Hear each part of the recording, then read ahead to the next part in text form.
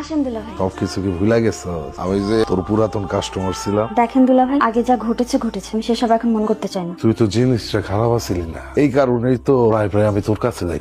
কিন্তু আমি একটা জিনিস ভাবে কুল পাইতেছি না, তুই কেমনে আমার সম্বন্ধে বউ হয়ে গেলি? মানুষ কি তার নিয়তি বলতে পারে কখন কোথায় যাবে?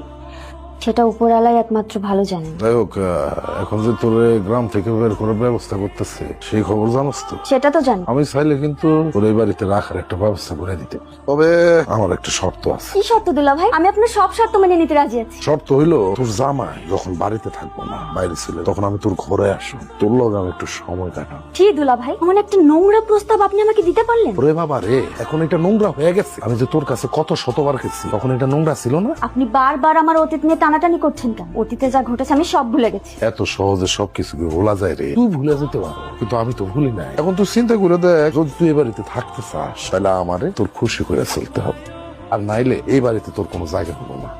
আর যদি তুই আমার প্রস্তাবে রাজি হস, তাহলে আমি সবাই বুঝাবো, এমন ভাবে বুঝাবো তোর এই বাড়িতে রাখতে বাধ্য হয়। কিন্তু আমি আপনার প্রস্তাবে রাজি না। ঠিক আছে, যেহেতু তুই আমার প্রস্তাবে রাজি না, তাহলে এই বাড়ি থেকে বাইরে হওয়ার জন্য প্রস্তুত হয়ে যা।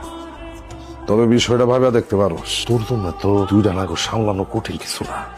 আগে কত শত নাগর সামলাইছস। উনি এখন আসতে পারে। আপনার সব নোংরা কথা শুনতে আমার একদম ভালো লাগছে না। নোংরা কাজ করতে পারবি, আর আমি কইলে দোষ। আপনি যে আমার কাছে যেতেন, আপনি নোংরা কাজ করেন নাই নাকি অনেক মহান কাজ করে ফেলেছেন? সমাজের মানুষ আমার এলাকায় কোনো কথা কইব না, আমার কোনো দোষ দিব না। কারণ কি জানো, আমার এই পাপ কাজের কোনো প্রমাণ তাগো কাছে নাই। কিন্তু তুই হলি একটা মার্কা মারা ছস, সমাজের মানুষ তোরে সিল মাইরা দিব। মাথাটা ঠান্ডা করে একটু চিন্তা ভাবনা করে দেখ।